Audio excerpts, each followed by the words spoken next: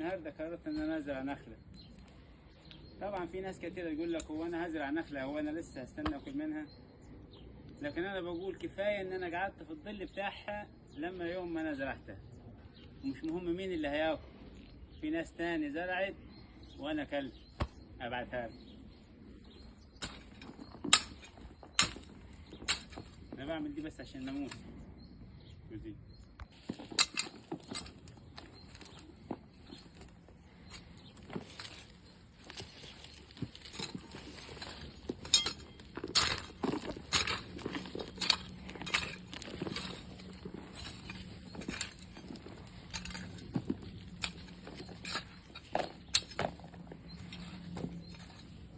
كده مايله ولا ايه؟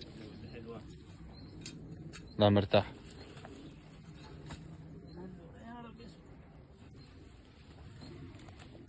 يا رب اسمع، يا رب اسمع.